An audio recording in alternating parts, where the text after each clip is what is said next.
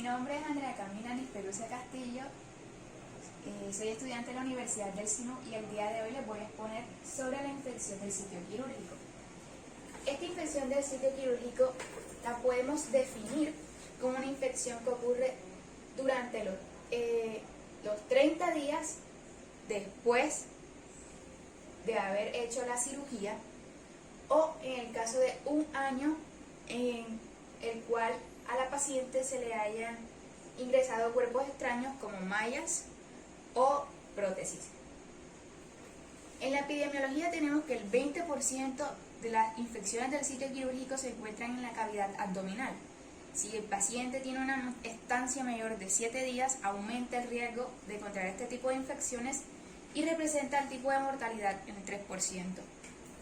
Tenemos que los organismos encontrados en las infecciones del sitio quirúrgico, en los más comunes, el Staphylococcus aureus, Klebsiella, Escherichia coli, Enterococcus y Candida. En los factores de riesgo vamos a encontrar los intrínsecos y los extrínsecos, en los cuales vamos a tener los modificables como la diabetes, la obesidad, el tabaquismo, el alcoholismo, entre otros, y los no modificables, en los cuales entran la edad y enfermedades crónicas, entre otros. En los factores de riesgo extrínsecos vamos a encontrar las cirugías de emergencia, en las cuales no se tiene una preparación cautelosa, las heridas de alta complejidad, y en las cirugías vamos a encontrar la inadecuada ventilación, los equipos que no están esterilizados, puesto que ellos aumentan el riesgo de conducir una infección. En cuanto a los factores de riesgo prequirúrgicos, vamos a encontrar la preparación antiséptica es esencial. La infección preexistente puede conducir a que haya un mayor riesgo de estas infecciones. Los antibióticos inadecuados, puesto que necesitamos antibióticos que ataquen en el caso de que haya una invasión de gérmenes. El bajo control glicémico, el corte de pelo. Siempre se debe recordar que el corte de cabello debe ser esencial para tener el tipo en el área que se va a trabajar limpia. Sin embargo, no se debe rasurar esto, puesto que pueden crear microabrasiones y un mayor riesgo de entrada de infección por ese tipo de microabrasiones. El retiro de joyas y esmaltes, pues estos pueden traer gérmenes, y una adecuada nutrición para poder evadir este tipo de infecciones. En los factores de riesgo postquirúrgicos tenemos que aumenta la probabilidad de infección si hay mayor duración durante la cirugía. Mayor duración, el riesgo de que se transmitan enfermedades como el VIH en las transfusiones sanguíneas. La hemostasia puede producir coagulación. La violación de la asepsia aumenta los factores de infección. El tipo de herida quirúrgica, puesto que algunos tipos de heridas son de alta complejidad y otras de baja complejidad. Los insumos inadecuados podrían establecer cierto desbalance en la duración de la cirugía. Las técnicas quirúrgicas son muy importantes dependiendo al tipo de enfermedad que tenga el paciente. La oxigenación es adecuada para que no se produzca una hipoxemia en los tejidos, y las curaciones basadas en los protocolos. Tenemos que en los factores de riesgo en el quirófano tenemos el tamaño, debe ser un tamaño adecuado para que puedan caber tanto las camillas como todos los implementos. El entorno debe estar limpio, aséptico. Mientras menor personal, mejor, puesto que cada persona puede que induzca gérmenes en lo que lleva puesto, en sus utensilios de vestir. Y el quirófano debe tener una adecuada temperatura para que no se produzca una hipotermia en el paciente, entre otros factores. También tenemos que en la infección del sitio quirúrgico, esta va a ser dependiente de la clasificación según la incisión.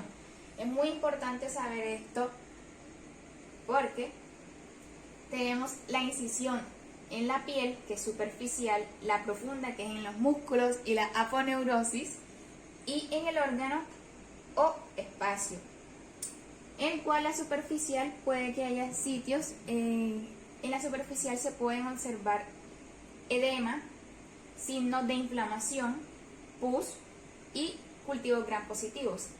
En la profunda también se pueden observar estos mismos puntos y puede o no que haya una fiebre mayor a 38 grados. Y en el órgano pueden que haya fístulas o den pus y cultivos gram positivos. Es importante tener esto en cuenta.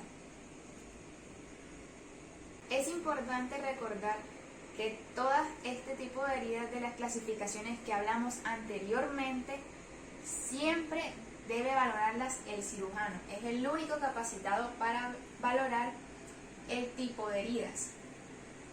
En cuanto a la clasificación, según los tipos, vamos a tener las limpias, en las cuales no hay infección, la inflamación es poca y el cierre es primario en caso de que haya un drenaje. Ahora, no hay apertura de sistema, esto es importante recordarlo. Y en este tipo de heridas de clasificación limpia podemos tener la tiroidectomía. El rango de este tipo de heridas es del 2%. Tenemos las limpias contaminadas, en el cual el rango es del 2 al 10% y este tipo de heridas se abren controladamente, en el cual vamos a tener la mayoría de los procesos quirúrgicos en los cuales se ingresa a órgano. Por ejemplo, una cesárea o una apendicitis. Este no tiene una infección activa. Tenemos las heridas contaminadas que tienen un rango del 3 al 13%, en el cual ya hay contacto con áreas de inflamación aguda, hay contacto con tipos de líquidos como orina, líquido biliar infectado, y este tipo de heridas contaminadas tienen que ser menores a 4 horas. En este ejemplo tenemos la cesárea con derrames de líquido amniótico. En cuanto al tipo de heridas sucias, que son las más peligrosas, que tienen un rango mayor al 13%, la infección se va a encontrar activa. Va a haber perforación de la cavidad y esta va a estar colonizada por gérmenes. Ejemplo, un traumatismo, en el cual este tipo de traumatismos haya invadido un órgano. Tiene que ser mayor a 4 horas y entre este tipo de heridas podemos encontrar una apendicitis perforada. En los scores utilizados para determinar la infección del sitio quirúrgico vamos a tener el sistema CENI, en el cual este va a tener una sumatoria de puntos si el paciente se le realiza una cirugía abdominal, si tiene una cirugía mayor a 2 horas, si tiene una cirugía sucia o contaminada, o mayor de 3 diagnósticos post salida, el cual todo este sistema de puntos va a sumar y va a depender si va a haber una infección del sitio quirúrgico. Tenemos también el sistema NIS, el cual va a tener una clasificación de ASA mayor a 3.4. Recordemos que este tipo de clasificación son utilizadas en anestesiología y que hay una duración de cirugía mayor a un percentil de 75. Entonces, este sistema lo que va a hacer, aparte de verificar las ASAs, también va a tener en cuenta el tiempo de intervención de la cirugía.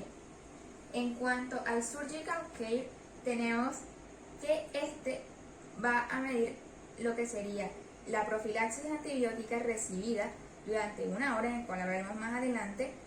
Vamos a tener, en el caso de cirugías cardíacas, que se tiene que tener controlado en el postoperatorio la glucosa, el buen removimiento del cabello, los catéteres, en el caso de catéteres urinarios, retirarlos lo más pronto posible y mantener una temperatura adecuada en el paciente que está siendo operado. En cuanto a la profilaxis antibiótica, vamos a tener que esto va a ser muy importante para prevenir la infección del sitio quirúrgico. De acuerdo, la primera dosis se tiene que administrar 1 hora antes de realizar la incisión en piel. La segunda dosis de esta profilaxis debe ser cuando la cirugía sobrepase las 3 horas y que haya una disminución hemática o una pérdida hemática mayor a 1500 mililitros de sangre.